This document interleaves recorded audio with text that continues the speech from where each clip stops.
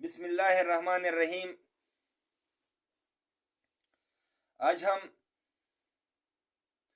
Chapter number 1 का review exercise शुरू कर रहे हैं। रिव्यू एक्सरसाइज में हमारे साथ question number 1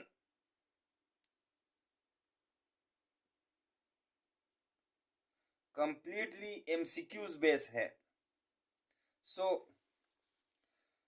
question number 1, choose the correct answer in each of the following problems. यानी हमने दिए गए ऑप्शन में से किसी एक करेक्ट को सेलेक्ट करना है। तो पार्ट फर्स्ट में हमारे साथ है 0 0 0 0 is an identity matrix with respect to multiplication, part A.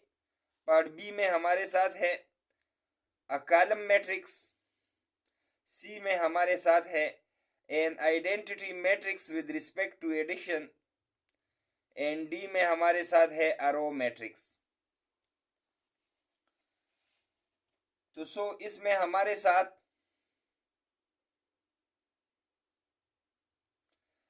Part C correct है, यानी an identity matrix with respect to addition. इसका मतलब बिल्कुल इसी तरह है जैसे कि हमारे साथ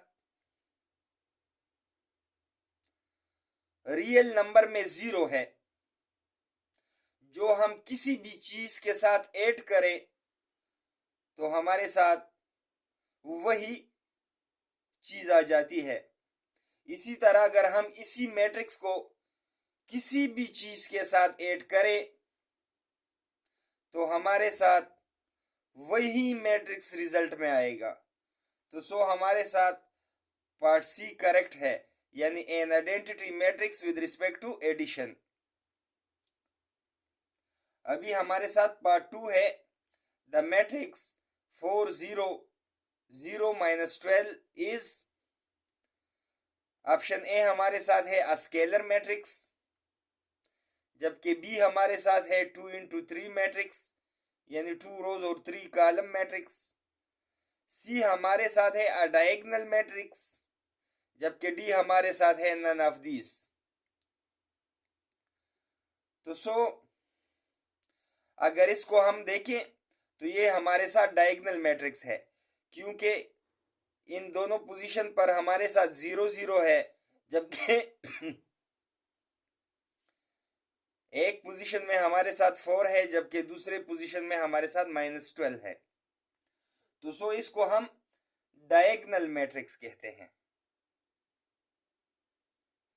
फॉर एग्जांपल हमारे साथ एक स्क्वायर है,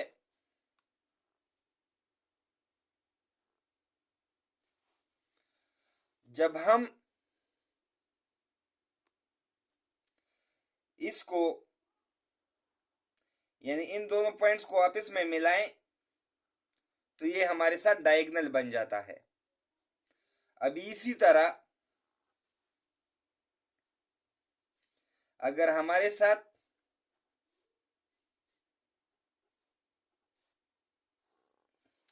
इन डायगोनल पोजीशन पर सेम एलिमेंट हो, यानी दोनों 4 4 है, तो इसको फिर हम स्केलर मैट्रिक्स कहेंगे। और अगर हमारे साथ इस डायगोनल पोजीशन पर 1 1 हो तो इसको हम आइडेंटिटी मैट्रिक्स कहते हैं।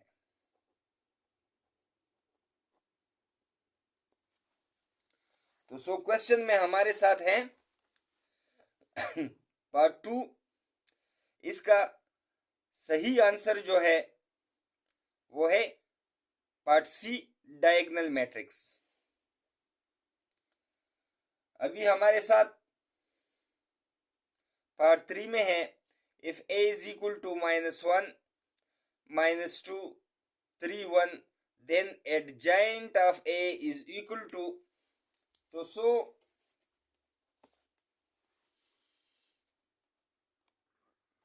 ए इज इक्वल टू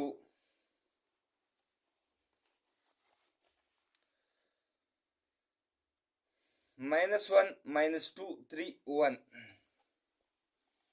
-1 -2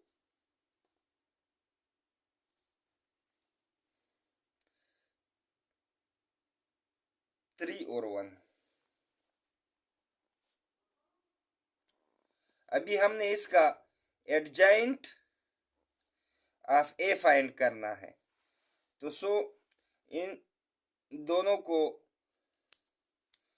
यानी इन दोनों की पोजीशन आपस में चेंज हो जाएगी और इन दोनों का साइन चेंज हो जाएगा, तो ये हमारे साथ एडजाइंट ऑफ ए बन जाएगा। सो ए इज इक्वल टू 1 -1, इनकी पोजीशन चेंज हो गई है। जबकि इधर हमारे साथ -2 है तो ये +2 हो जाएगा, जबकि इधर हमारे साथ 3 है तो ये -3।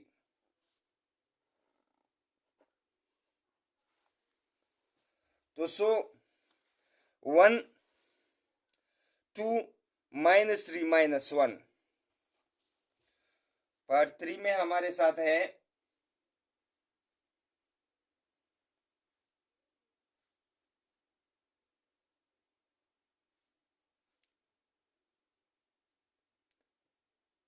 बी हमारा करेक्ट आंसर है, यानी 1 2 -3 -1, क्योंकि जब हमने इसका एडजाइंट ऑफ ए लिया तो हमारे साथ यही आंसर आया, यानी 1 2 -3 -1 -1 2 3 1 सॉरी बी 1 2 -3 -1, ये हमारे साथ करेक्ट आंसर है, ऑप्शन बी। अभी हमारे साथ पार्ट 4 है।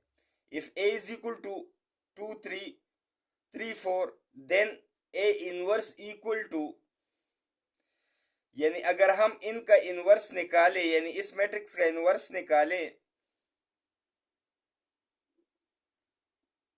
तो हमारे साथ कौन सा ऑप्शन ठीक होगा। तो पार्ट ए में हमारे साथ है 2 3 3 4।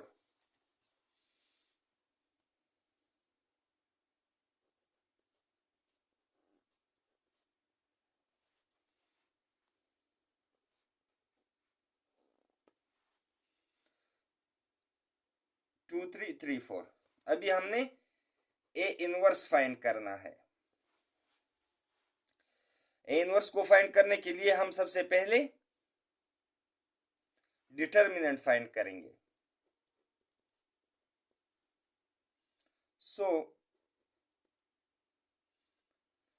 इसका हम डायरेक्ट डिटर्मिनेंट लेते हैं 2 3 3 4।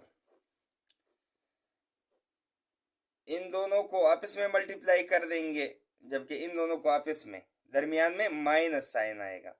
तो हम इधर ही कर लेते हैं 2 × 4 -3 × 3, 4 2s are 8 -9। ये हमारे साथ डिटर्मिनेंट जो है वो -1 है। अभी एडजाइंट ऑफ ए,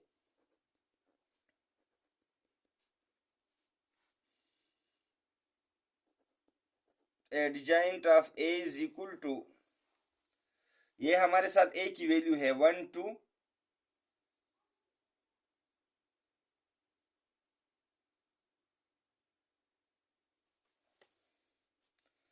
हमारे साथ ए की वैल्यू 2 3 3 4 है।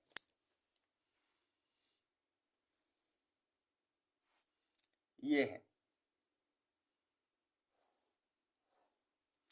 2 3 3 4। अभी हमने इसका एडजाइंट लेना है। इन दोनों की पोजीशन आपस में चेंज हो जाएगी 4 2, जबकि इन दोनों का आपस में साइन चेंज हो जाएगा। ये हमारे साथ एडजाइंट ऑफ ए हुआ। अभी ए इनवर्स का जो फार्मूला है हमारे साथ 1/a determinant into adjoint of A inverse is equal to 1/-1 adjoint of A हमारे साथ ये है 4 -3 -3 2। अभी इस -1 को हम इन तमाम एलिमेंट्स पे डिवाइड कर देंगे। So A inverse is equal to 4/-1 तो सर ये -4 बन जाएगा अगले स्टेप में। सो ये +3 बन जाएगा, ये भी +3 बन जाएगा। सो ये -2 बन जाएगा। तो सो अभी हम देखते हैं कि हमारे साथ कौन सा ऑप्शन ठीक आएगा। तो हमारे साथ ऑप्शन नंबर डी है -4 3 3 -2, जबकि रिजल्ट में हमारे साथ है -4 3 3 -2। सो हमारे साथ है ऑप्शन नंबर डी, ये हमारे साथ करेक्ट आंसर है। अभी हमारे साथ है पार्ट 5, यानी for what value of D is the 2 into 2 matrix 5 1.5 2 D not invertible, जबकि ऑप्शन में हमारे साथ है -0.6, बी में हमारे साथ 0 है, जबकि सी में हमारे साथ 0.6 है, जबकि डी में हमारे साथ 3 है। इस पार्ट में हमें कहा गया है, यानी कि इस डी की जगह हम क्या वैल्यू पुट करें कि ये मैट्रिक्स नॉट इन्वर्टेबल हो।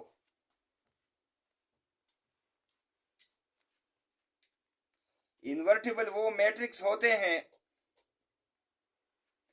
जिसका इन्वर्स निकलता हो, और नॉट इन्वर्टेबल वो मैट्रिक्स होते हैं जिसका इन्वर्स ना निकले और उसका इन्वर्स नहीं निकलेगा जिसका डिटर्मिनेंट हमारे साथ 0 हो। सो अभी हम इस पार्ट को हल करते हैं, यानी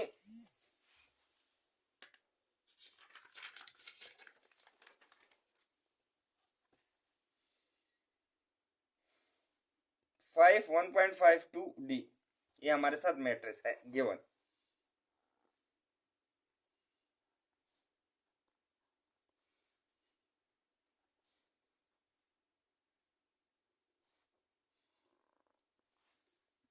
ये हमारे साथ डी। अभी हम इसका डिटर्मिनेंट ले लेते हैं। इन दोनों को आपस में मल्टीप्लाई कर देंगे, जबकि इन दोनों को आपस में मल्टीप्लाई कर देंगे। सो 5 into d minus 1.5 into 2, so 5d minus 3। अगर if not invertible, then 5d minus 3 is equal to 0। ये 3 हम उस साइड पे मूव कर देंगे। 5d is equal to 3, जबकि d is equal to 3/5। अभी अगर हम रफ में 3 तकसीम में यानी डिवाइड बाय 5, तो सो ये छोटा है ये बड़ा है, इसलिए हम इशारिया लगा देते हैं, डेसिमल पॉइंट लगा लेते हैं, तो नीचे हमारे साथ 0 बन जाएगा। 5 6 30। सो d इज इक्वल टू 0.6। तो सो हमारे साथ ऑप्शन नंबर सी में 0.6 है, ये हमारे साथ करेक्ट आंसर है। इसी के साथ हमारा question number 1 up to part 5 तक ख़त्म हुआ। अगली वीडियो में हम 6, 7 और 8 को हल करेंगे। तब तक के लिए अल्लाह हाफिज़।